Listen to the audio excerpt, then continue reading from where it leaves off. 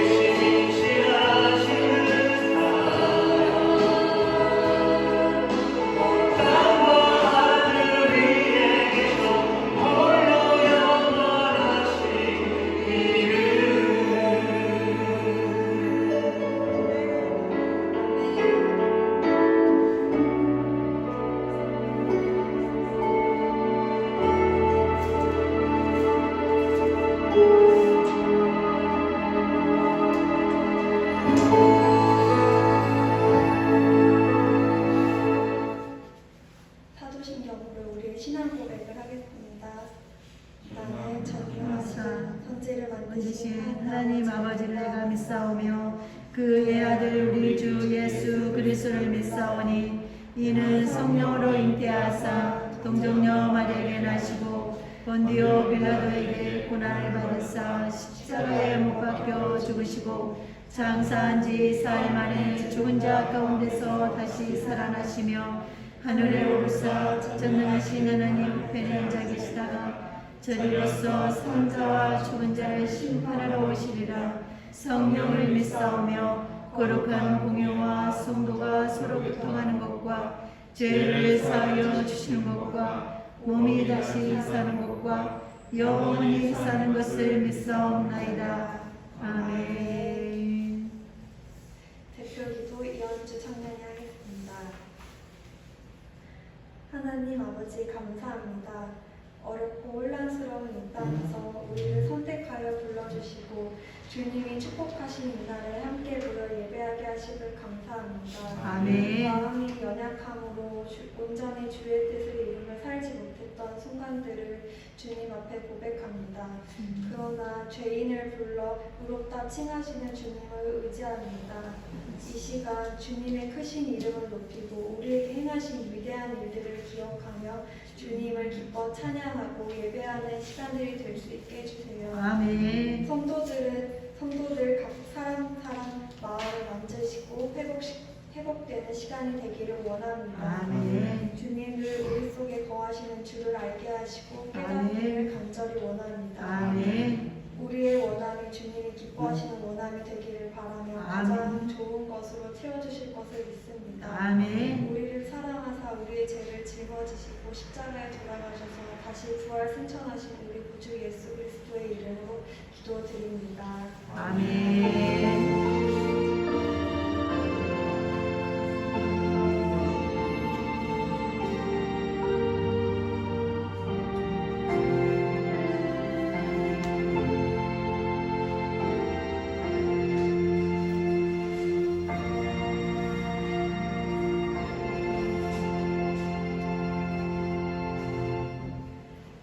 네, 교회 소식을 전하겠습니다.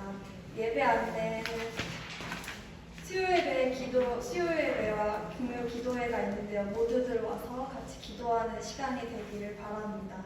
그리고 교회 소식은 캄보디아 전체가 코로나19로 인해 통일 금지가 된 상태입니다. 엄성인 성교사님과 코로나19 속에서 교회의 보호하심과 통일 금지가 풀릴 수 있도록 지속적인 기도 부탁드립니다. 그리고 한 주간 기도해야 할 가정은 학생과 청년부의 믿음과 비전, 그리고 학업과 직장을 위해 기도해 주세요. 기도 제목 나누겠습니다. 코로나19의 종식과 나라를 위해서 기도해 주시고요. 성도의 영육과 강건함과 온전한 믿음을 위하여, 그리고 학생과 청년들의 온전한 믿음과 선한 영향력을 끼칠 수 있도록, 그리고 엄성희 선교사님 부부와 캄보디아 사역을 위해서, 그리고 예배당 이전을 위해서 함께 기도해 주시길 바랍니다. 아멘. 다 같이 성경학교 사도행전 1장 8절 다 같이 읽겠습니다.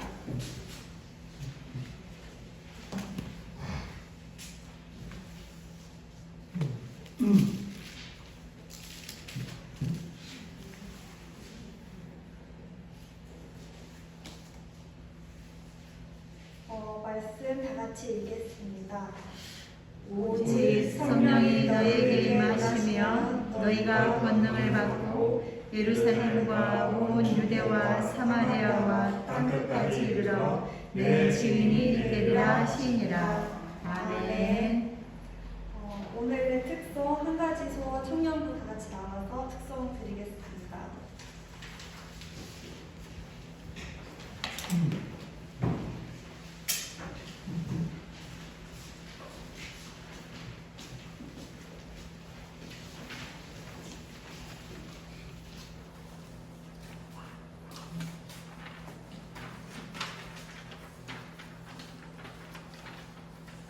아멘.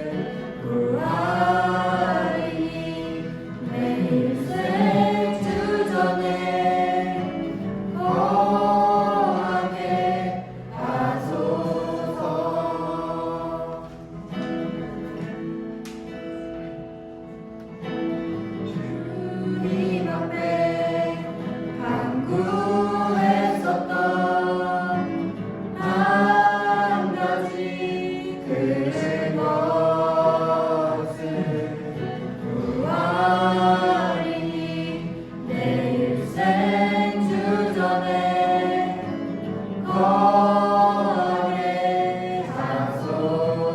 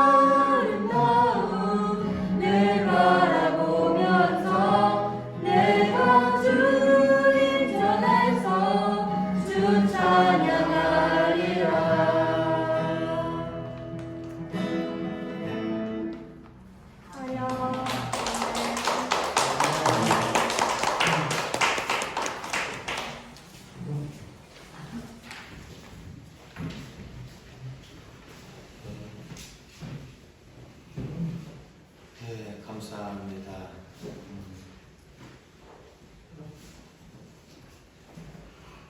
청년 저 정도만 있으면 뭘 하더라도 다 할 수 있는 그런 이런. 제가 청년 때 저하고 마음 맞는 사람 한 사람이 딱 옆에 있으면 다 했어요. 전체적으로 뭐 책도 만들고 수련회도 진행하고 다 했습니다. 근데 우리 청년들이 하나님을 정말로 잘 만나서 여러분의 인생이 멋있게 펼쳐질 수 있기를 예수 그리스도를 축원드립니다. 아멘. 이 자리에 예배 참석한 여러분 모두를 주님의 이름으로 사랑하고 여러분의 인생과 가정과 기도하는 모든 제목이 하나님의 복주심이 있기를 또한 축원드립니다. 아멘. 성령에 관련되어 있는 이야기를 한번 먼저는 개인과 연관돼서 얘기를 해봤고 이제는 사도행전에 나타난 그 성령의 역사하심을 다시 한번 말씀을 나누고자 합니다. 우리가 가져야 될 성경에 나오는 많은 사람들은 우리와 다르지 않다라는 겁니다. 믿음의 영웅으로 불렸던 수없이 많은 사람들도 우리가 똑같은 실수와 우리가 똑같은 힘들고 어려운 상황에 처해 있었다는 겁니다. 제가 창세기를 보면서 아브라함이 결코 우리보다 믿음 좋은 사람으로 출발하지 않았다는 이야기를 해냈고 야곱 또한 어떻게 해요? 우리보다 결코 나은 성품이나 믿음이 좋은 것을 아니라는 것을 얘기했고요. 그리고 우리가 십자가와 그 다음에 성령에 관련되어 있는 이야기를 살펴보는 과정 속에서 제자들이 결코 하나님 나라를 위하여 목숨을 내어놓거나 믿음이 좋은 사람이 아니라는 것을 또한 우리는 잘 알고 있습니다. 성령도 사람들이 요구하고 요청해서 온 것이 아니라 하나님께서 계획하셨던 그 구원을 예수 그리스도가 이 땅에 오셔서 십자가에서 이루셨고 그 구원을 적용시키기 위해서 하나님의 뜻하심에 의하여 성령님은 이 땅에 오셨습니다. 이 성령님이 오신 주된 목적은 단 한 가지입니다. 예수 그리스도를 드러내는 겁니다. 그분의 가르침, 그분의 사역을 어떻게 해요? 적용하고 알게 하는 거고 예수 그리스도의 영광을 나타내는 것 성령의 전부입니다. 근데 오늘 본문을 보면은 성령님이 오시면은 이런 일이 벌어질 것이다. 어떤 일이냐? 예루살렘과 사마리아와 땅끝까지 이르러 내 증인이 되리라는 겁니다. 근데 제자들은 아직까지도 성령이 오셔서 해야 될 것들을 잘 알지 못하는 겁니다. 이 제자들이 갖고 있던 인식, 그 인식 속에는 예수 그리스도가 하나님이다라는 것과 예수 그리스도를 통하여 성령을 받았음에도 불구하고 그들이 갖고 있는 인식은 우리들만의 하나님이라는 인식을 충분히 갖고 있었습니다. 이제 예루살렘, 사마리아, 땅끝 이 세 가지 나눠 볼 건데 먼저 땅끝 이방인을 향하여 갖고 있던 베드로에 대한 인식을 먼저 살펴보고 이제 들어가도록 하겠습니다. 사도행전 10장을 한번 가보겠습니다.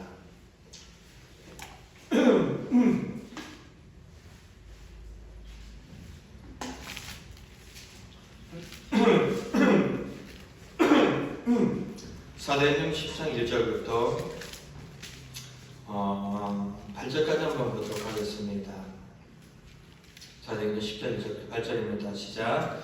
가이사랴 고넬료라는 사람이 있으니 이달리아 부디라 하는 군대의 백부장이라. 그가 경건하여 온 지방과 더불어 하나님을 경외하며 백성을 많이 구제하고 하나님께 항상 기도하더니 하루는 제9시쯤 되어 환상 중에 밝기 봄에 하나님의 사자가 들어와 이르되 고넬료냐 하니 고넬료가 주목하여 보고 이르되 두려워 이르되 주여 무슨 일이니까 천사가 이르되 내 기도와 구제가 하나님 앞에 상달되어 기억하신 바가 되었으니 내가 지금 사람들을 요빠에 보내어 베드로 하는 시몬을 청하라. 그는 무두장이 시몬의 집에 유숙하니 그 집은 해변에 있다 하더라. 마침 말하던 천사가 떠나매 고넬료가 집안 하인들과 부다 가운데 경건한 사람 하나를 불러 이 일을 다 이루고 요파로 보내니라. 아멘.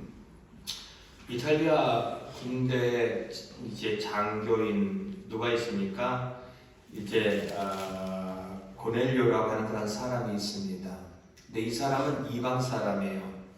유대인들에게 있어서 하나님을 믿지 않는 모든 사람들은 다 이방 사람들입니다. 근데 이 사람은 하나님을 섬기는 사람이고 하나님의 은혜를 경험한 사람입니다. 그래서 2절에 보니까 그가 경건하여서 온 집안 사람들과 하나님을 경외하고 또 백성들에게 선한 일을 하고 그리고 하나님 앞에 항상 기도하는 삶을 살았던 사람입니다. 근데 하루는 제90쯤이다라고 하는 성경에서 나오는 그 시간에다가 6시간을 더하면은 지금 현재의 시간이라고 보시면 되겠습니다. 오후 3시쯤 이제 기도하는데 하나님께서 고넬료에게 환상 가운데 말씀하십니다. 말씀하신 주된 내용은 5절에 보니까 베드로를 어떻게 해요? 초청하라는 이야기입니다. 근데 이러한 베드로를 초청하라는 환상을 보내고 이제 사람을 보냅니다. 그리고 그 다음날 이제 베드로가 기도하고 있는 장면이 나옵니다. 9절부터 우리 한번 읽도록 하겠습니다. 시작. 이튿날 그들이 길을 가다가 그 성 가까이 갔을 그때 베드로가 기도하려고 지붕에 올라가니 그 시각은 제6시더라. 그가 시장하여 먹고자 하매 사람들이 준비할 때 황홀한 중에 하늘이 열리며 한 그릇이 내려오는 것을 보니 큰 보자기 같고 네 개를 메어 땅에 들이웠더라. 그 안에는 땅에 있는 각종 네발 가진 짐승과 기는 것과 공중에 나는 것들이 있더라. 또 소리가 있으매 베드로야 일어나 잡아먹으라 하거늘 베드로가 이르되 주여 그럴 수 없나이다. 속되고 깨끗하지 아니한 것을 내가 결코 먹지 아니하였나.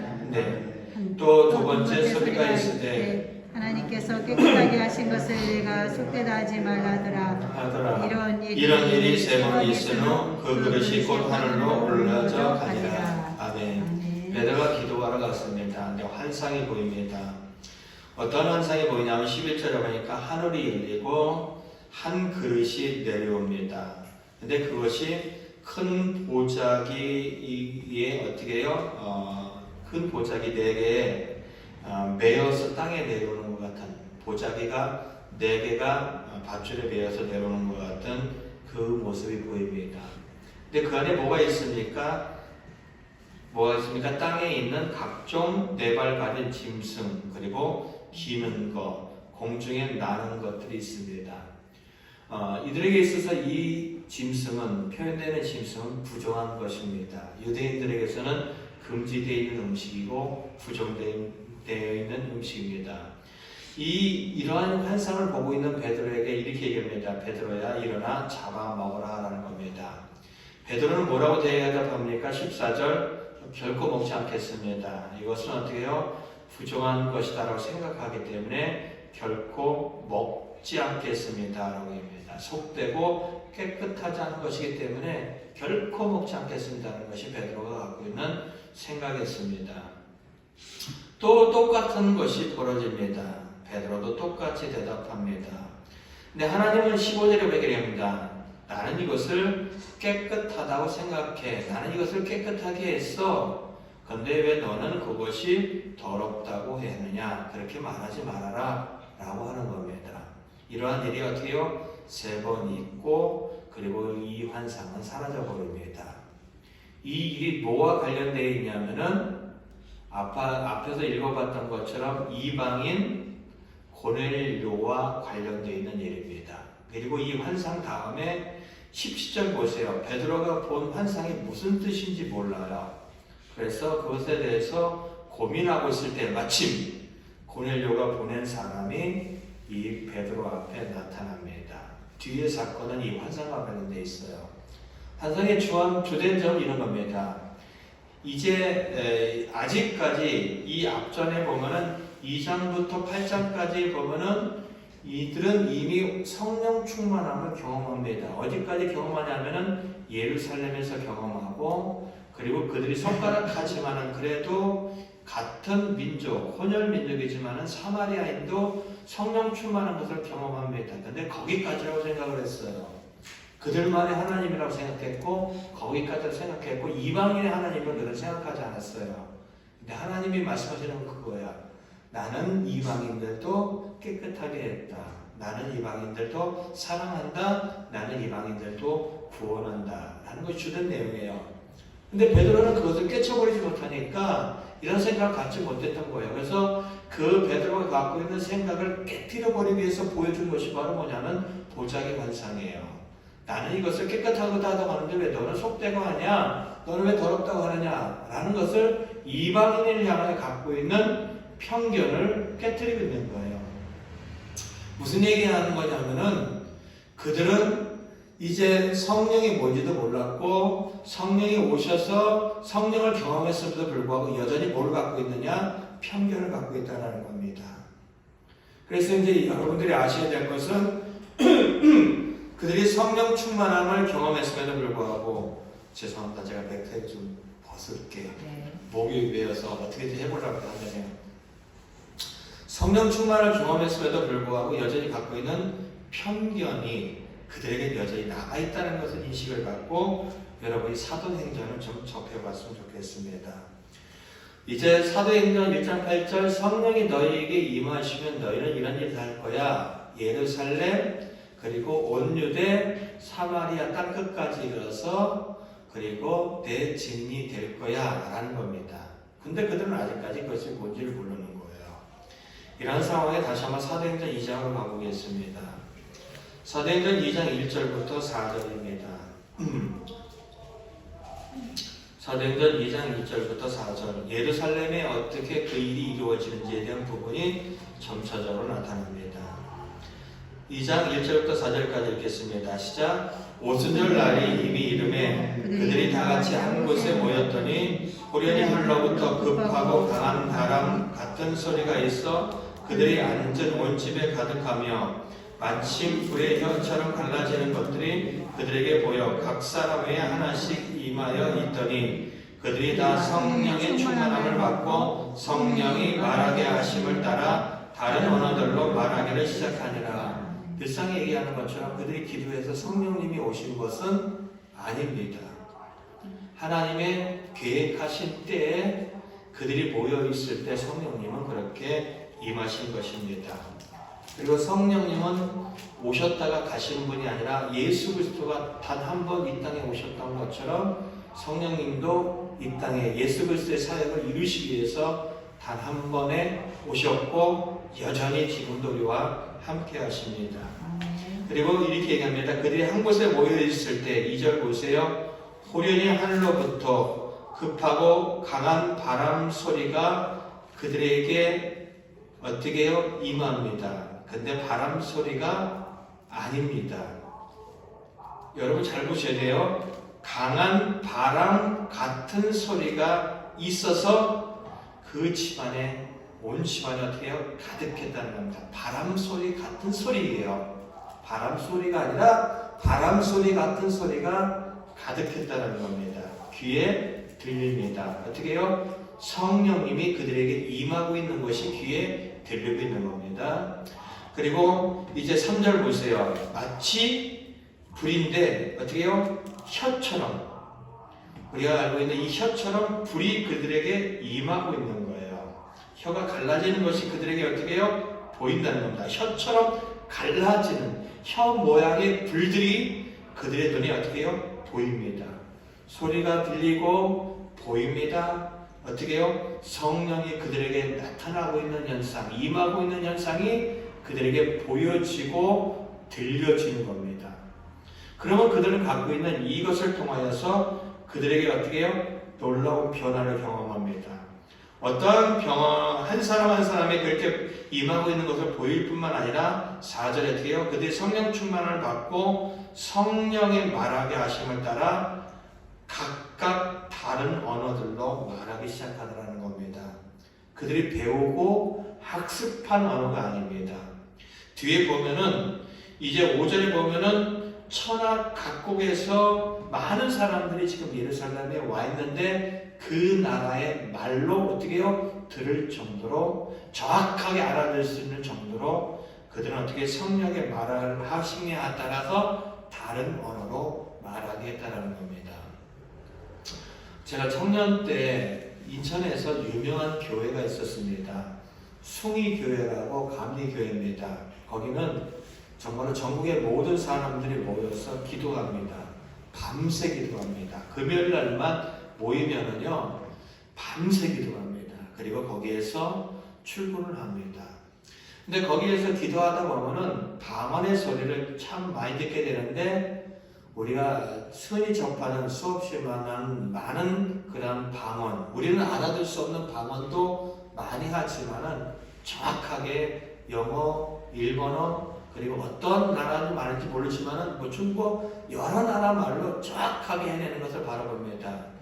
저는 그들이 그것을 학습해서 배웠다고 생각하지 않습니다.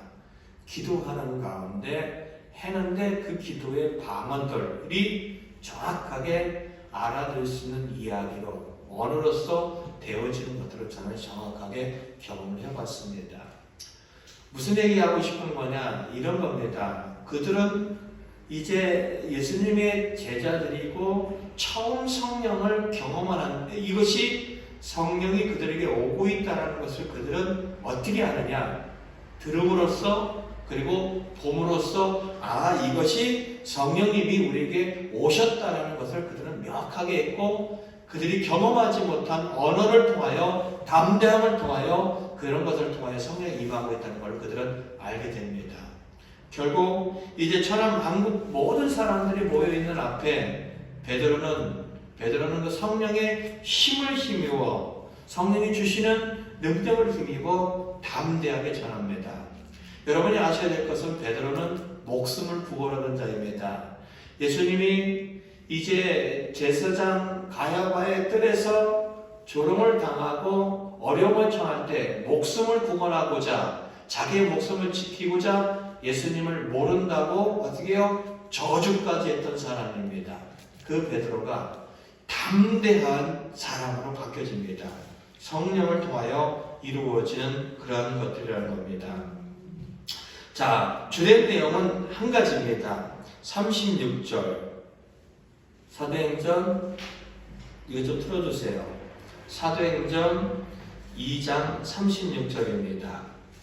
함께 읽겠습니다. 시작. 그런즉 이스라엘 온 집은 확실히 알지니 너희가 십자가에 못 박은 이 예수를 하나님이 주와 그리스도가 되게 하셨느니라 아니라. 한마디로 그런 얘기예요. 너희들이 예수님을 십자가에 못 박았지, 근데 하나님은 이 예수 그리스도를 우리 주님이 되게 하셨어, 우리의 구원자가 되게 하셨어 라는 단 한마디입니다. 그리고 이 이야기를 들었던 사람들은 가슴을 찢습니다. 37절 마음에 찔림을 가진 그들은 우리가 어찌하면 좋겠느냐, 우리가 그 구원자 예수를 죽였는데, 십자가에 못 박았는데 자신들은 어떻게 하나님 앞에 대역죄인이잖아요. 자신들을 구원하러 오신 예수님을 십자가에 못 박았잖아요. 어찌하면 좋겠느냐고 그들은 가슴을 찢으며 살 길을 가르쳐달라고 간구합니다. 가르칩니다. 베드로의 대답 38절 회개하고 예수 그리스도의 이름 믿고 세례받고 죄사함 얻으라. 단 한마디입니다. 이 복음을 전하기 위해서 설득하거나 복음을 전하기 위해서 장황 설명하지 않았습니다. 너희들이 십자가에 못 박은 이 예수를 어떻게 해요? 하나님이 우리의 주님, 우리의 구원자 되게 하셨다, 삼으셨다. 단 한마디를 듣고 성령이 역사하시니까 듣는 우리 가운데 놀라운 변화가 일어나더라는 겁니다. 그런 겁니다. 그런 겁니다. 이렇게 예루살렘은 점점점 성령의 능력을 통하여 많은 사람들이 모여듭니다. 많은 사람들이 모여듭니다. 47절에 보니까 날마다 구원받는 사람들이 날마다 그렇게 교회로 몰려들기 시작합니다. 이렇게 예루살렘은, 유대는 그렇게 복음이 확장되어 있습니다. 그 다음은 어디로 가야 될까요? 사마리아입니다. 여러분이 아셔야 될 것은 이스라엘은 크게 남북으로 나눠 있습니다. 한국이 남북으로 나눠 있는 것처럼 이들도 남북으로 나눠져 있습니다. 처음 초대 왕이었던, 아니면 통일 왕국의 초대 왕이었던 다윗의 뒤를 이어서 왕이 된 사람이 누구냐면은 솔로몬입니다. 근데 솔로몬은 하나님이 주시는 좋은 지혜와 그리고 그의 아버지 다윗이 남겼던 믿음의 좋은 유산들을 갖고 잘 출발합니다. 그러나 솔로몬은 제가 볼 때 성경에 나오는 어떠한 왕들보다도 더 많은 우상 숭배를 합니다. 결정적으로 그 나라를 둘로 찢어버리는 역할을 해내는 것이 바로 솔로몬입니다. 솔로몬의 밑에 있던 백성들이 너무 고달프고 힘들어서 그 다음에 솔로몬 뒤를 이어서 왕이 된 왕에게 찾아가서 우리를 좀 살살 다뤄달라 이런 얘기를 했을 때 그가 한 얘기는 내 아버지가 채찍 갖고 너희를 다스렸다고 나는 정갈 갖고 너희를 다스리겠다고 더 강력하게 다스릴 것을 시사합니다. 그러자 결국 12지파 중에서 10지파가 이 독립을 합니다. 그래서 북쪽 이스라엘 그리고 남쪽 유다 둘로 나누어집니다. 그 남북 이스라엘의 수도가 사마리아고 사마리아가 있을 때 대표적이 되는 것이 뭐냐면 그 나라는 둘로 나눠지는 순간부터 하나님을 섬기지 않습니다. 그 나라는 결국 우상 숭배하다가 끝나버립니다. 그리고 그들이 이제 그 나라가 북이스라엘이 망하고 결국 그들의 신앙도 그들이 갖고 있던 그런 어떤 인종도 다 혼혈이 되어버립니다. 혼합이 되어버립니다. 신앙도 혼합된 신앙 그리고 그들의 혈통도 혼합된 혈통으로 가져가게 되어집니다. 결국 사마리아 그런다면은 이스라엘 사람들에게 유대 사람들에게는 개처럼 느껴질 사람들입니다. 우리도 똑같이 나라이었고 우리 똑같이 고난받았지만 그래도 우리는 신앙을 지켰다. 혈통을 지켰다. 근데 너희들은 이방인들과 결혼했고 그리고 너희들은 순수한 신앙도 버렸다라고 해서 그들에게서 결코 유대인들에서 결코 좋지 않은 대상입니다. 상종하지 않는 대상입니다. 그럼에도 불구하고 그들에게 한쪽에는 유대인들의 피가 흐르기 때문에 그래도 그들 가운데 임하신 하나님 정도는 그들은 인정하고 있었다는 겁니다. 사도행전 8장으로 가보겠습니다. 그들에게도 성령이 임하는 현상들을 이제 사도들은 경험하게 됩니다. 사도행전 8장 14절부터 이제 한번 보겠습니다. 14절부터 17절까지 보겠습니다. 먼저 읽겠습니다. 시작. 예루살렘에 있는 사도들이 사마리아도 하나님의 말씀을 받았다함을 듣고 베드로와 요한을 보내매 그들이 내려가서 그들을 위하여 성령 받기를 기도하니 이는 아직 한 사람에게도 성령 내리신 일이 없고 오직 주 예수의 이름으로 세례만 받을 뿐이더라. 이에 두 사도가 그들에게 안수함에 성령을 받는지라. 자 보세요. 사마리아도 하나님의 말씀을 받았습니다. 그래서 사도 베드로와 사도 요한이 가서 그들에게 성령 받기를 위하여 기도합니다. 근데 성령을 그들이 받게 됩니다. 근데 보세요. 18절에 보면 이 자리에 누구도 있었냐면은 시몬이라는 사람이 있었습니다. 18절에 보면 시몬이 있는데 사도들이 안수로 성령 받는 것을 어떻게 해요? 봅니다. 이 시몬이라는 사람이 믿음이 좋은 사람이 아니에요. 성령 받는 것을 그도 어떻게 해요? 봅니다. 그래서 그가 그 놀라운 것을 보고 이렇게 합니다. 19절. 내가 돈을 줄 테니까 나에게도 이 권능을 쉽게 말하면 나눠 달라라는 것입니다. 19절 그 얘기예요. 내가 안수하면 누구든지 성령을 받을 수 있도록 나에게 그런 권능을 좀 달라. 돈은 얼마든지 주겠다라는 것이 시몬이 갖고 있는 생각입니다. 베드로는 이렇게 얘기합니다. 네가 하나님의 선물인 이 성령을 돈 주고 살 수 있다고 생각하느냐? 너는 네가 갖고 있는 돈과 함께 망할 것이다 라고 얘기합니다. 그는 어떤 사람이냐? 21절. 하나님 앞에서 마음이 바르지 못한 사람입니다. 그리고 십자가의 도와 관계없는 사람입니다. 그리고 그 목도 없는 사람입니다. 그러니까 너는 너의 악함을 회개하고 주께 기도하라는 겁니다. 혹시 하나님이 용서해 줄지 어떻게 알겠느냐라는 겁니다. 베드로는 정확하게 그를 이렇게 평가합니다. 내가 보니 너는 악독이 어떻게 해요? 가득하고 불의에 매인 사람이라는 겁니다. 무슨 얘기죠? 악독이 가득한 사람, 불의에 매인 사람도 뭐를 보고 있느냐? 성령이 나타나심을 보고 있다는 겁니다. 그 얘기를 하고 있는 거예요. 이 사도들이 성령이 안수를 할 때 믿음 없는 자도 악한 자도 불의한 자도 볼 정도로 성령의 나타남이 그렇게 드러나고 있다는 겁니다. 왜요? 보여줘야만 한다는 겁니다. 이 아까도 얘기했던 것처럼 믿음의 사람들이었지만은 처음부터 믿음이 좋지 않은 사람들인데 그들이 눈으로 보고 있는 거예요. 아, 하나님께서 주님께서 약속하신 성령이 이렇게 임하고 있구나. 그리고 그 성령이 임하는 것이 귀로 들려지고 있는 거예요. 누구들에게? 사도들에게. 그리고 성령을 처음 경험한 사람들에게 그렇게 보여지고 있는 겁니다. 그런데 이 성령이 어디에게도 임하고 있을까요? 아까 얘기했던 것처럼 이방인에게도 임하고 있다는 겁니다.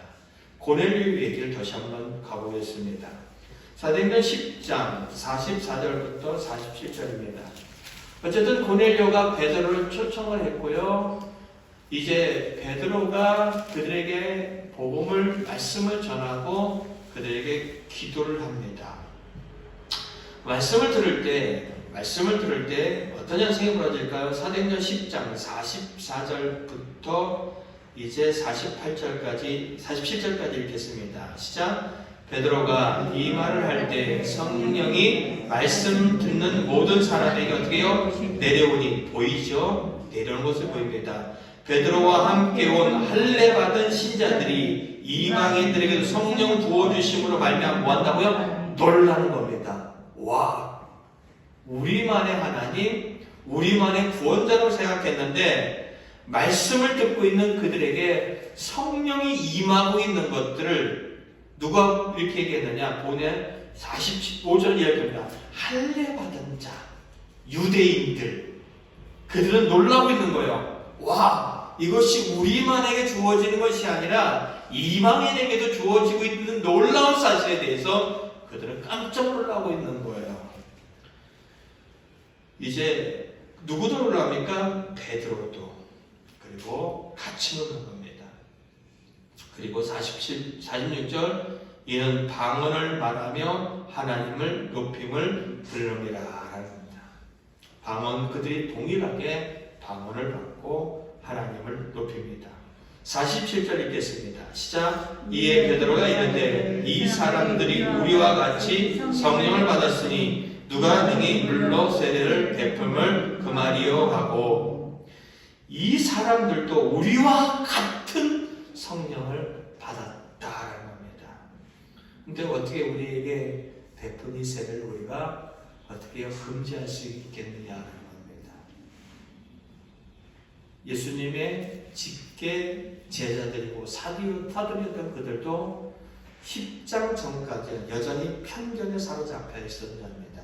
성령 충만을 받습니다. 그들이 결국 사도행전에 나오는 성령을 들어야 될 수밖에 없고 볼 수밖에 없고 그리고 성령의 능력의 나타남을 경험할 수밖에 없었던 것이 뭐냐면은 이 하나님은 우리만의 하나님이 아니라 우리를 뛰어넘는 온 세상의 하나님, 사마리아, 예루살렘과 온 유대와 사마리아와 땅끝까지도 이방인 모두에게 퍼져갈 수밖에 없는 그런 하나님, 그러한 구원이라는 것을 그들은 갖게 됩니다.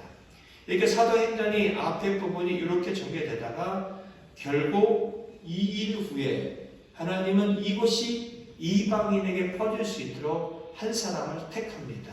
누구죠? 바울입니다.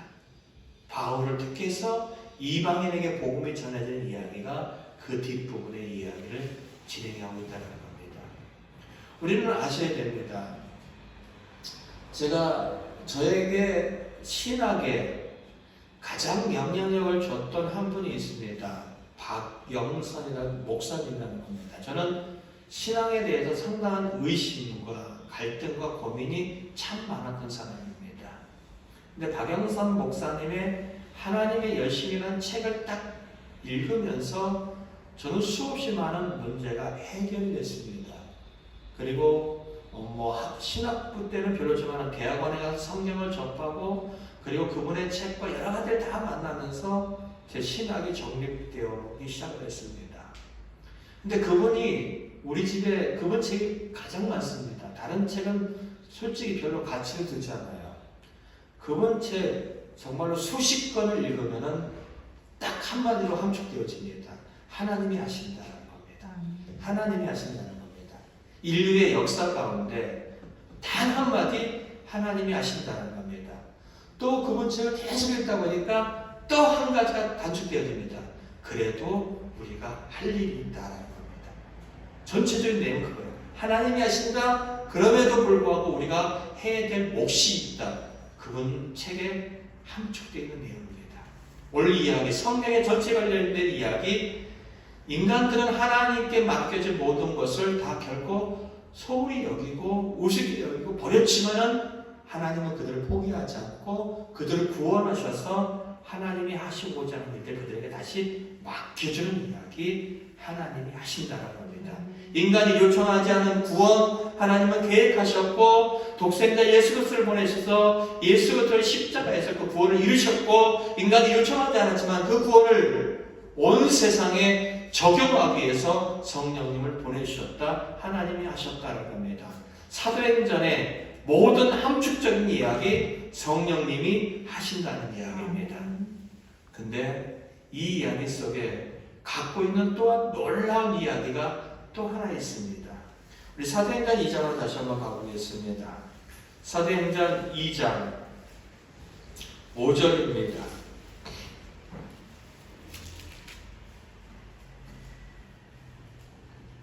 사도행전 2장 5절 함께 읽겠습니다. 시작. 그때 경건한 유대인들이 천하 각국으로부터 와서 예루살렘에 머물러 있더니, 지금 예루살렘에는 천하 각국에서 와 있습니다. 누구요? 유대인들입니다. 경건한 유대인들입니다. 흩어져 있던 유대인들이 예루살렘에 있습니다. 왜요? 유월절을 지키려고 와 있습니다. 근데 거기 보면은 그 사람들을 한번 좀 더 자세하게 표현해 볼까요? 9절에 보니까 우리는 바데인, 메데인, 엘람인, 메소포타미아, 유대와 갑바도기와 본디오, 아시아, 애국 여러 사람들. 근데 이 사람들이 자 10절 뒷부분에 보고는 이렇게 합니다. 곧 처음부터 태어날 때 유대인이었던 사람들이지만은 이방인이었는데도 불구하고 유대인들의 영향을 받고 유대교로 들어온 사람들이라는 겁니다. 다시 한번 보세요. 흩어져 있는 유대인들이 왔는데, 예루살렘에 왔는데 그곳에 있는 사람들은 유대인뿐만 아니라 혈통적으로 유대인은 아니에요. 근데 유대인들을 통하여 유대교를 접하고 하나님을 믿던 사람들이고, 그리고 최대의 명절인 유월절을 지키기 위하여 예루살렘에 와 있는 상황이에요. 근데 그들이 그곳에서 복음을 듣습니다. 어떻게 해요? 2장 6절입니다. 2장 6절 함께 읽겠습니다. 시작. 이 소리가 나매 큰 무리가 모여 각각 자기의 방언으로 제자들이 말하게 하는 것을 듣고 소동하니 깜짝 놀라는 거예요. 자신들의 언어로 복음을 듣는 거예요. 자신들의 언어로 예수 그리스도의 십자가의 죽음과 부활과 승천하심을, 그 성령의 역사하심을 그들을 듣고 있는 거예요. 깜짝 놀라는 겁니다. 지금 말하고 싶어하는 것은 이 이야기입니다. 왜 예수님이 2000년 전에 죽으셔야 됐는가? 라는 이야기입니다. 그 전이면 안 되고 그 후면 안 되고 왜 굳이 2000년 전에 예수님이 죽으셔야 된다는 겁니다. 그때는 복음이, 그리고 이 예수 그리스도의 죽음과 그리고 부활과 그리고 성령의 역사하심이 전 세계를 향하여 마음껏 펼쳐갈 수 있는 모든 것이 조성되어 있는 시점이라는 겁니다. 한번 보겠습니다. 흩어져 있는 유대인들입니다. 우리 한번 볼게요. 흩어져 있는 유대인들.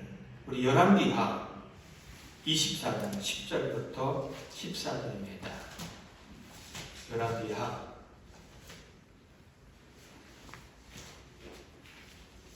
24장 10절부터 14절입니다.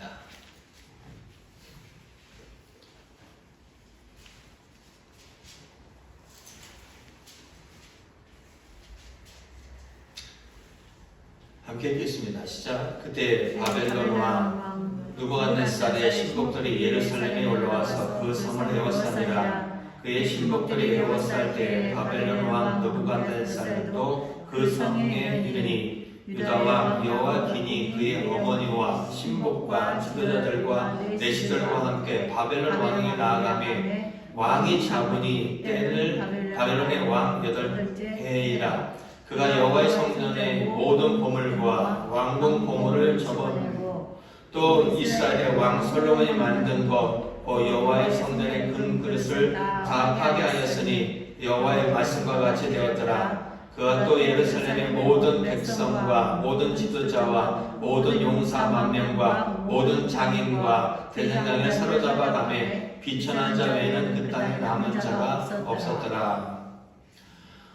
주전 586년 예루살렘이 망합니다. 지금부터 약 2600여 년 전에 예루살렘이 망합니다. 남유다가 망합니다.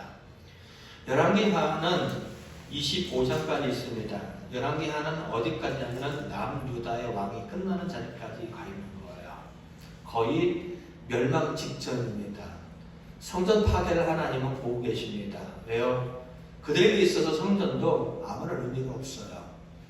하나님의 백성인데 그들의 신앙은 정말로 처절할 정도로 하나님으로부터 멀리 떠나 있습니다. 하나님을 신뢰하지도 하나님에 대한 어떤 것도 없습니다. 결국 그들이 존재해서 하나님 나라를 이뤄갈 수 없기 때문에 하나님은 그 나라를 멸망시키기로 작정합니다. 그래서 그 나라가 멸망할 시점에 멸망하게 하기 위해서 하나님께 들어쓰신 나라가 바로 바벨론입니다. 바벨론이 그들이 에워쌌을 때 결국 그들은 나와서 항복을 하게 되고요. 그리고 성전에 있는 모든 보물들이 빼앗기고 그리고 솔로몬이 만들어놨던 성전의 금그릇들이 파괴되어집니다. 그리고 14절에 보니까 백성들 가운데 지도자 그리고 어떻게 해요? 용사 그리고 전문적인 기술자 그리고 어떻게 합니까? 웬만한 사람들은 다 포로로 끌고 갑니다. 누구만 남았다고요? 비천한 자 외에는. 다시 말한다면 그 땅에는 죄송한 표현입니다만 별 볼 일 없는 사람만 남겨놓고 다 포로로 끌고 갑니다. 우리가 잘 알고 있는 이 포로로 끌려갔던 사람 중에 한 사람이 누구냐? 다니엘입니다. 3번에 걸쳐서 그들이 포로로 끌려갔는데 포로로 끌려가서 어떻게 합니까? 바벨론 제국 그리고 그 다음에 바벨론을 무너뜨린 나라 아수르 결국 그 넓은 제국에 그들이 흩어져 살아갑니다. 그리고 그들은 끌려갈 때에도 신앙이 좋은 사람이 있었지만은 끌려갈 때에 신앙이 없다가 그곳에 가서 하나님을 깨닫고 믿음을 지키고자 했던 수없이 많은 사람들이 있습니다. 누구요? 흩어진 유대인들입니다.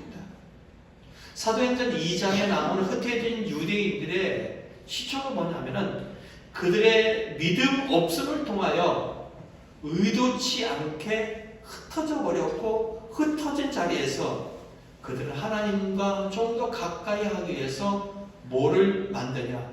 회당을 만듭니다. 결국 사도행전에서 보면은 이 사도들이 이방 땅에 가서 복음을 전할 때 어디를 중심으로 하느냐?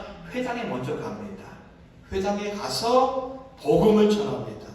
흩어져 있는 유대인들이 기초를 갖고 있는 하나님에 대한 것들과 그리고 그들의 중심이 모여서 하나님의 말씀을 연구했던 그들에게 가서 복음을 전할 때 예수 그리스도를 쉽게 다가올 수 있는 그러한 믿음의 토양의 여건들이 조성되어 있던 상황이라는 겁니다. 이와 같이 유대인들의 불신앙과 아픈 각오와 그리고 그들이 갖고 있는 삶의 현실이 복음을 전하는 그 시점에 하나가 조성되어 있었습니다. 또 한 가지 헬레니즘이라고 합니다. 지금 전 세계는 뭐 지구는 한 가족이다라고 할 정도로 당시에도 그런 것들이 형성되어 있습니다. 알렉산더 대왕이 전 세계를 정복했던 이유 중에 하나가 뭐냐면은 미개한 그들을 깨우치고 자신의 것들을 나눠주겠다는 겁니다. 근데 아수르 제국을 딱 정복하고 났는데 그들이 갖고 있는 여러 가지 어떤 건축 양식과 여러 가지를 보면서 깜짝 놀랍니다. 와, 우리가 갖고 있는 것보다 더 위대하다는 것을 느끼게 됩니다. 그들이 갖고 있었던 여러 가지 것들을 보존하고 또한 그것을 통하여서 또 새로운 것들을 만들어내는 여러 가지 상황들, 서로 주고받는 그러한 것들이 바로 헬레니즘인데, 예수님 당시에도 그들이 갖고 있는 언어는 단순히 그들만의 언어가 아니었습니다. 로마가 세계를 지배하고 있었고 세계가 하나가 되는 그러한 상황과 같은 여러 가지 조건들이 있었습니다. 그들 것 중에 하나가 바로 뭐냐면 언어와 문화라는 겁니다. 요한복음 19장 20절 한번 보겠습니다. 요한복음 19장 20절입니다.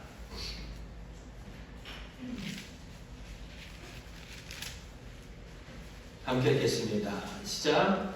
예수께서 못 박힌 곳에 성에서 가까움으로 많은 유대인들이 패를 입는데 히브리와 로마와 헬라 말로 기록되었더라 합니다.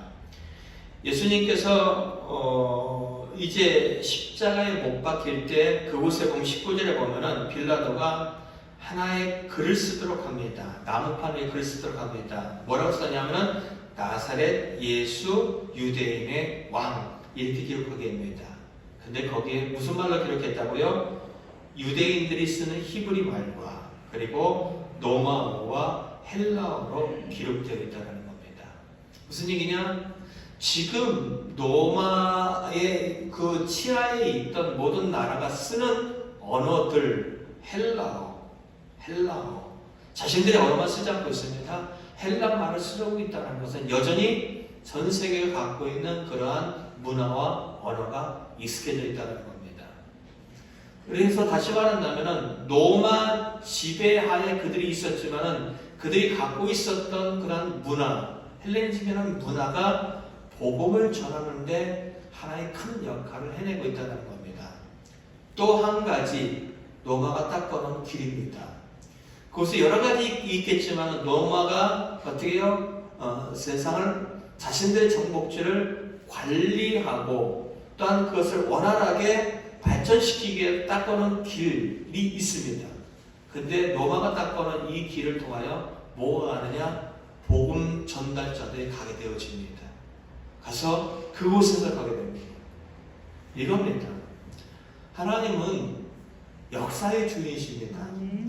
인간의 어떤 실패와 그리고 인간들의 욕심과 인간들이 만드는 모든 문화를 종합을 해서 그것이 가장 적절한 그때가 바로 2000년 전입니다. 예수님의 십자가의 죽음과 그리고 그들이 갖고 있는 여러 가지 아픈 각오와 그리고 흩어져 있는 유대인들과 그리고 그들이 만들어놓은 여러 가지 믿음의 토양들과 그리고 길과 이 모든 것을 종합적으로 해서 하나님은 그 일을 성취하고 있다는 겁니다. 그래서 우리는 알아야 됩니다. 오늘 사도행전이 우리에게 시사하는 바 바로 그런 이야기입니다. 우리에게 믿는 사람들에게 하나님께서 우리에게 주어진 명령, 너희는 때를 어떤지 못 어떤지 복음을 어떻게 해요? 전파하라는 겁니다. 믿음을 갖고 있는 사람들에게 갖고 있는 의무가 하나가 있습니다. 바로 예수 그리스도를 전하는 것입니다. 여러분들이 말로써 전하고 삶으로써 우리가 예수 그리스도가 우리의 주인이시고 우리의 구원자라는 것을 우리는 전해야 될 의무가 있다는 겁니다.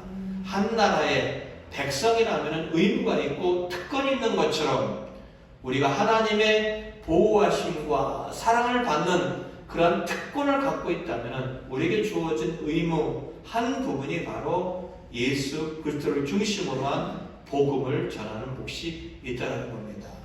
근데 마가복음 16장 마지막 절에 보면 이런 얘기가 나옵니다. 한번 보겠습니다. 마가복음 16장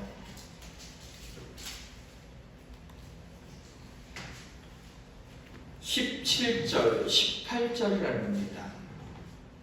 마가복음 16장 17절, 18절 함께 읽겠습니다. 시작. 믿는 자들에게 이런 표적이 따르니 곧 그들이 내 이름으로 귀신을 쫓아내며 새 방언을 말하며 뱀을 집어 올리며 무슨 독을 마실지라도 해를 받지 아니하며 병든 사람에게 손온즉 나으리라 하시더라. 아멘. 믿는 자들에게 이런 표적이 따르라. 예수 그리스도가 우리의 구원자시고 우리의 주님이시라는 것을 믿는 자들이 복음을 전할 때 나타나는 현상이 됩니다. 귀신을 쫓아내고 새 방언을 말하고 뱀을 짚고 무슨 독을 맞을지라도 해를 받지 않고 병든 사람에게 선즉 나으리라는 겁니다. 이 이야기가 무슨 얘기냐? 우리가 전하고 있는 이 복음이 사실이다라는 것을 하나님은 어떻게 해요? 드러내 보여준다는 겁니다. 어떤 자들에게요? 믿는 자들에게. 믿음을 가지고 예수 그리스도의 확신을 가지고 그것을 전할 때는 그것이 그렇게 맞다라는 것을 드러내도록 하게 한다는 겁니다. 엄성현 선교사님 이야기를 한번 해보도록 하겠습니다.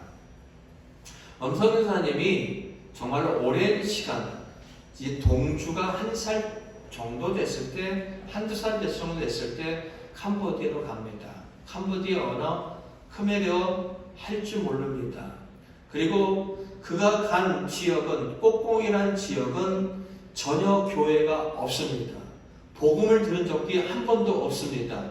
말도 안 통하고 복음이 전해지지 않은 그곳에 어떻게 예수 그리스도가 소개되어질 수 있을까요? 하나님께서 택하신 방법은 표적과 기사입니다. 그가 전하고 있는 것이 옳다라는 것을 나타나기 위해서 말도 안 통하는, 말이 안 되는 그 이야기가 맞다는 것을 위해서 하나님께서는 어떻게 해요? 이제 사시가 된 사람의 눈을 돌아오게 합니다.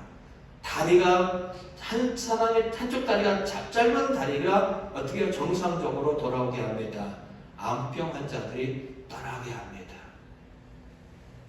정말로 그들에게서 이 복음이 이것이 사실이라는 것을 정확하게 드러나기 위해서 하나님은 놀라운 능력을 그것에 나타낸다는 겁니다. 여러분이 한 영혼에 대한 사랑을 갖고 그 사람에 집중적으로 기도하고 복음을 전할 때 하나님은 그가 여러분이 복음을 전하는 대상이 믿을 수 있도록 하는 놀라운 능력을 반드시 보여주실 것이라는 겁니다. 그리고 여러분들은 그 믿음을 갖고 기도했으면 좋고 복음을 전했으면 좋겠습니다. 또 한 가지 우리에게 위로가 되어지는 이야기. 이스라엘의 현실은 어떻습니까? 노마의 지배를 당하고 있습니다. 이스라엘의 현실은 어떻습니까? 나라를 잃어버리고 떠들이 삶을 살았던 사람들의 삶이었습니다. 이스라엘 현실은 어떻습니까? 대부분의 이 사람들, 주님으로 부름을 받았던 대부분의 사람들은 사회적으로 약자였습니다. 고린도전서에 가보면 이런 얘기합니다. 주님께서 너희들을 불렀을 때 너희들의 부르심을 받을 때 보라. 너희 능력 있는 자 많지 않다. 배운 자 많지 않다. 지혜 있는 자 많지 않다는 겁니다. 무슨 얘기냐? 연약한 자들입니다. 근데 그러한 자들이 세상을 상대하고 하나님 앞에 쓰임받는 놀라운 가운데 서 있다는 겁니다. 무슨 얘기냐? 내가 갖고 있는 연약함이 복음 전파에 내가 하나님의 사람을 살아가는데 전혀 지장이 되지 않습니다. 내가 갖고 있는 질병이, 내가 갖고 있는 무지함이, 내가 갖고 있는 문제가, 내가 갖고 있는 여러 가지 연약한 상황들이 하나님의 사람으로 살아가고 하나님의 복음이 전파되는데 전혀 문제가 되지 않는다라는 겁니다. 인도에 있는 스라바야라는 그런 도시에 한 대형 교회 목사님이 있습니다. 아브라함 알레스라고 하는 사람입니다. 오래전에 제가 조용기 목사님 책 4차원 영상에서 읽은 것에 나옵니다. 조용기 목사님이 그곳에 가서 집회를 하는데 어쨌든 그곳에 있는 목사님이 은혜를 참 많이 받았다는 겁니다. 그래서 근데 그 목사님이 조용기 목사님에게 그런 얘기를 했다는 겁니다. 조용기 목사님에게 내 아들이 태어나서부터 뇌성마비인데 사람들이 조롱하다는 겁니다. 하나님이 살아있는데 어째 목사의 자식이 저렇게 바보 병신으로 태어날 수 있어? 라는 것을 비롯하여 수없이 많은 조롱을 하더라는 겁니다. 근데 그 목사님이 조용기 목사님의 이 집회를 참석을 하고 정말 많은 은혜를 받습니다. 어떻게 하면 좋겠습니까? 하는 겁니다. 그래서 조용기 목사님이 가르쳐줬다는 겁니다. 매일 아침에 그 자녀의 방에 찾아가서 그가 나은 것을 바라보고 믿고 기도하는 겁니다. 매일 그 방에 찾아가서 기도합니다. 한 달이 지나도 변화가 일어나지 않습니다. 2달이 지나도 변화가 일어나지 않습니다. 조용기 목사님에게 전화했다는 겁니다. 어떻게 하면 좋겠느냐. 거의 이제 실망하고 포기할 직전이었습니다. 그때 조용기 목사님은 끝까지 2학년 때인가 끝까지 바라보고 기도하자는 겁니다. 그렇게 기도하고 3개월이 조금 지나가는 시점에 다시 한번 조용기 목사님에게 전화가 왔다는 겁니다. 자신이 어느 날 똑같이 그 새벽에 아침에 그 아들에게 기도하러 갔는데 그 아이가 또렷한 목소리로 아버지 그러면서 정상적으로 걷고 정상적으로 돌아오더라는 겁니다. 어떻게 가능할까요? 하나님이 하시면 된다는 아멘. 그런 겁니다. 우리는 쉽게 우리가 가지고 있는 환경을 통하여 우리는 쉽게 좌절하거나 기뻐하거나 안도합니다. 여러분이 부족하도 하나님은 부족하지 않습니다. 여러분이 연약해도 하나님은 연약하지 않습니다. 여러분이 실패해도 하나님은 실패하지 않습니다. 여러분의 인생은 언제든지 위대해질 수 있고요. 여러분의 인생은 놀라운 것들을 해낼 수 있습니다. 어떻게요? 믿음을 가지면 우리 인생은 하나님의 사람으로 위대한 삶을 살 수도 있고 우리는 하나님의 사람으로 위대한 사역 가운데 우리는 쓰임받을 수 있다는 겁니다. 아까도 얘기했죠. 복음 전파가 나가서 전하는 것도 있겠지만은 우리의 삶으로 보여주는 것도 복음 전파입니다. 내가 변화된 삶을 통하여 누군가가 나의 변화된 삶을 보고 그 사람이 내가 말하지 않아도 주께로 돌아온다면 그것도 복음 전파입니다. 나의 놀라운 변화의 가치를 보고 돌아온다면 그것 또한 복음 전파입니다. 사랑하는 성도 여러분, 저는 여러분들의 인생이 밋밋하거나 그저 그렇게 살다가 이 땅의 삶을 마감하지 않기를 원합니다. 나이와 상관없고 여러분의 가족의 학벌과 상관없고 건강과 상관없고 조건과 상관없습니다. 우리는 단 한 가지 믿음만 있으면 됩니다.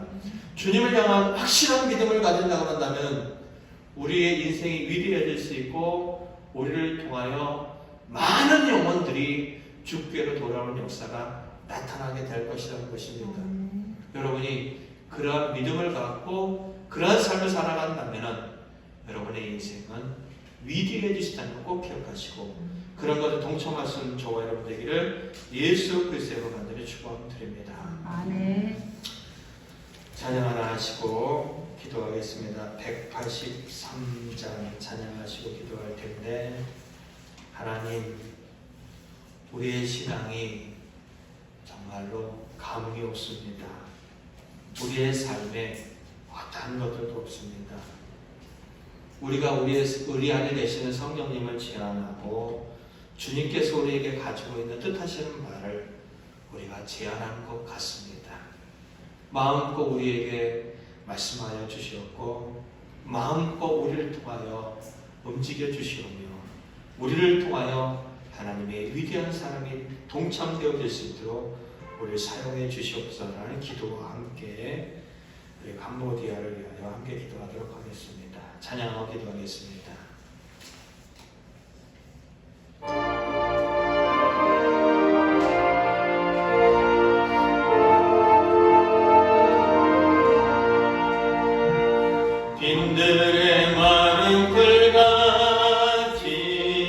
시들은 나의 영혼 주님의 약속한 성령 간절히 기다리네 가물어 메마른 땅에 단비를 내리시듯 성령의 단비를 부어 새 생명 주옵소서 반가운 빗소리 들려 산천이 춤을 추네 봄비로 내리는 성령 내게도 주옵소서 가물어 메마른 땅에 단비를 내리시듯 성령의 단비를 부어 새 생명 주옵소서 절 따라 은어를 내려 저목이 물성하니 갈급한 내 심령 위에 성령을 부으소서 가물어 메마른 땅에 단비를 내리시듯 성령의 단비를 부어 새 생명 주옵소서 참되신 사랑의 언약 어길 수 있사오랴 오늘의 흡족한 은혜 주실 줄 믿습니다 가물어 메마른 땅에 단비를 내리시듯 성령의 단비를 부어 새 생명 주옵소서 기도합니다. 하나님 아버지 우리 안에 성령님이 계시는데 여전히 우리 안에 탄식하며 계시는 것 같습니다. 우리는 성령님이 마음껏 우리를 향하여 말씀하시고 마음껏 우리와 함께 인격적인 교제를 나누며 마음껏 우리를 통해 하고 싶어하는 일에 대한 부분에 대해서 관심이 없었던 것 같습니다. 성령 하나님 강권적으로 예루살렘에 있는 그 제자들에게 찾아가 주셨던 것처럼 성령 하나님 이제 아버지 고넬료 집안에 그렇게 임하였던 것처럼 우리에게도 드러나 주시기 원합니다. 여기 있는 사람 한 사람이 성령의 사로잡힘이 무엇이며 성령의 강권적 역사가 무엇인지라는 그런 경험들이 있었으면 좋겠습니다. 우리는 아버지 정말 하나님의 나라를 너무 쉽게 생각하고 하나님의 은혜를 너무 쉽게 가볍게 여기며 우리가 정말로 구원받았다는 것이 얼마나 위대한 일인지에 대한 것만들을 알지 못합니다. 하나님의 자녀를 예배를 드리는 것이 기도하는 것이 우리가 하나님을 섬기는 것이 얼마나 놀라운 일이고 얼마나 가슴 벅찬 일이고 얼마나 정말 우리 인생의 꿈 같은 일인지를 우리는 너무 쉽게 잃어버리는 것 같습니다. 성령 하나님 움직여 주옵소서 요청합니다. 우리 한 사람 한 사람에게 말씀하여 주셨고 우리 한 사람 한 사람에게 나타나 주셨고 우리 한 사람 한 사람에게 보여지게 하여 주셨고 우리 한 사람 한 사람에게 들려지게 하여 주셨어. 우리도 성령의 사로잡히는 삶을 자랑하며 성령의 사로잡히는 삶을 자랑하는 하나님 역사가 나타날 수 있도록 도와주셔서 우리 예배가 이렇게 형식적인 예배가 아니라 성령 충만한 예배요 하나님 계신 하나님의 온전히 나타난 예배요 찬양이 아버지 정말 우리의 목숨을 걸고 드릴 찬양이요 우리가 정말 기도에 진정하게 가져 일어날 수 있도록 도와주시기 원하는 부족나이다. 주님이요 주님의 위대하심이 드러나기 정말 원하는 부족나이다. 도와주옵소서. 그리함으로 말미암아 우리의 여지과 상관없이 우리의 무지와 상관없이 우리의 모든 것과 상관없이 하나님의 위대한 역사가 우리를 통하여 이루어지게 땅끝까지 우리가 쓰임받는 역사 삶의 인생에 우리가 쓰임받는 역사가 나타나게 해주셨고 우리를 통하여 예수 그리스도가 전해지며 우리의 삶을 통하여 예수 그리스도의 삶이 전해지며 우리의 인생을 통하여 주님이 드러난다는 것을 나타날 수 있도록 도와주는 하나님 부념나이다. 캄보디아에도 성령의 위대한 역사가 드러나기 원하는 부념나이다. 오 주님 움직여서 길이 아닌 것에 길이 열리게 하여 주옵소서. 그리 아버지 교회의 담을 넘지 않게 하옵소서. 코로나가 교회의 담을 넘지 않게 하여 주시고 그리 어려운 교회의 담을 넘지 않게 하옵소서. 길이 열려지게 하옵소서. 홍해를 가는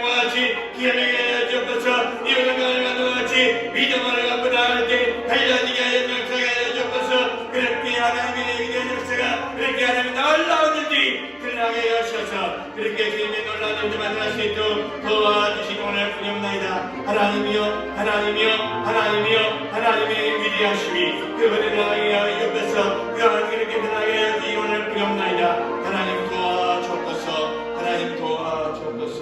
아버지 앞에 모든 것을 맡길 뿐입니다. 도와주옵소서.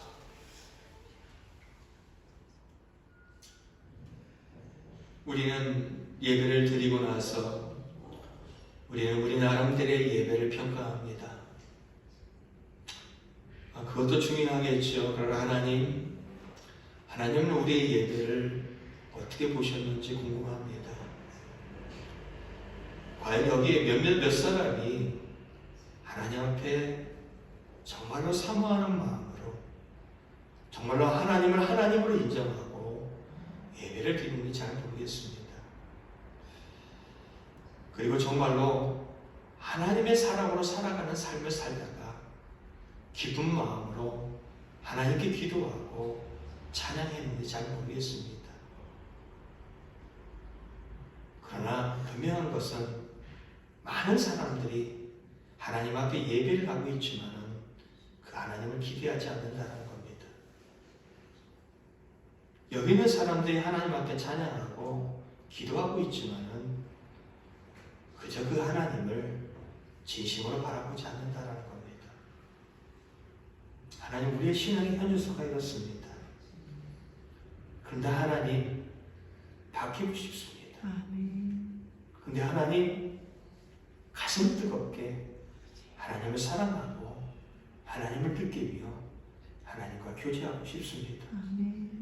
우리는 할 수 없습니다. 우리는 할 수 없습니다. 무지했던 제자들에게, 무지했던 믿음의 사람들에게 강력하게 개입하셨던 것처럼 우리에게도 이렇게 강력하게 개입해 주셨으면 좋겠습니다. 성령의 역사하심이 보여지고 성령의 역사하심이 들려지고 성령의 능력 행함이 우리에게도 나타났으면 좋겠습니다. 단순히 그것을 경험하겠다는 이야기가 아닙니다. 우리가 하나님을 하나님으로 인정하고 예배다운 예배를 드리고 이 땅에 하나님께서 우리에게 맡겨진 삶을 살아보고 싶다는 것입니다. 하나님, 우리의 젊은이들이 하나님 안에서 가슴이 뜨거웠으면 좋겠습니다. 저들의 인생을 소망하고 저들이 좋은 것을 꿈꾸지만은 하나님 안에 있는, 하나님 밖에 있는 성공이 무슨 의미가 있고 하나님과 무관한 그런 잘됨이 무슨 의미가 있겠습니까? 하나님과 무관한 젊음, 하나님과 무관한 가치, 하나님과 무관한 성공이 아닌 하나님 안에서의 가치, 하나님 안에서의 성공, 하나님 안에서의 위대한 일들이 우리 청년들과 우리에게 나타났으면 좋겠습니다. 더 이상 우리에게 형식적인 신앙, 형식적인 예배가 되지 않도록 우리의 삶 가운데, 우리의 인생 가운데 강력하게 개입하여 주셔서 정말로 믿음의 사람다운 삶을 살아가고 믿음의 사람다운 예배를 드릴 수 있고 믿음의 사람다운 기도를 할 수 있도록 도와주시옵소서. 아버지와 캄보디아에게도 동일한 은혜를 가여 주셨고 캄보디아가 정말로 살기를 원합니다. 캄보디아 정부도 캄보디아 어느 누구도 지금의 상황을 돌파할 수 있는, 해결할 수 있는 능력과 해결할 수 있는 어떠한 것들도 없습니다. 하나님만이 유일한 해결책이고 하나님만이 유일한 방법이기에 하나님 앞에 기도합니다. 성령 하나님, 교회를 보호하여 주옵소서. 코로나19가 교회를 넘지 않게 없어서 성도들에게 어려운 상황으로 몰고 가지 않게 없어서 그들이 도리어 이 가운데 믿음을 지키며 하나님을 바라보며 살아갈 수 있도록 도와주시옵소서. 무엇보다도 선교사님이 더욱더 힘을 내서 하나님의 때를 기다리며 묵묵히 그 자리에서 하나님과 하나큰 교제가 이루어질 수 있도록 도와주시옵소서. 아버지 하나님 앞에 예배를 드리며 기도를 하며 물질을 드리는 심령들이 있습니다. 더 이상 우리에게 형식적인 예배가 되지 않는 은혜를 경험하게 하여 주시옵고 저에게 드리는 물질이 하나님 앞에 드리는 물질이 되기 원합니다. 무의미하게 그냥 하나님 앞에 내놓는 거지에게 적사는 것 같은 그런 돈이 아니라 하나님이 주신 내가 너무 감사해서 기쁜 마음으로 드리는 헌금이 되어지기 원합니다. 그렇게 드리는 사람이 평생에 아버지 앞에 마음껏 내어놓고 주변의 사람들에게 마음껏 베풀며 살아갈 수 있는 물질의 풍요로움도 있게 하여 주셨고 건강의 복됨도 있게 하여 주셨고 영혼이 잘되는 역사도 있게 하여 주옵소서. 물질이 흘러갈 때 하나님의 놀라운 위대한 역사가 드러나기를 소망합니다. 우리 성도들 이제는 정말 하나님과 가까워지고 정말로 이 함께하는 교회 성도들 하나님을 섬기는 것이 매일매일 새롭게 되어지기 원합니다. 일주일간의 그러한 삶이 드러날 수 있도록 하나님께서 저들의 영혼을 붙잡아 주셨고 강권적으로 개입하여 주셨며 저들의 기도 가운데 강력하게 개입하여 주셔서 연약한 가운데서도 역사하시며 믿음을 가진 자들에게 외면하지 않으시며 믿음을 가진 자의 삶이 얼마나 위대한지를 보여주기는 그런 삶이 될 수 있도록 하나님 도와주옵소서.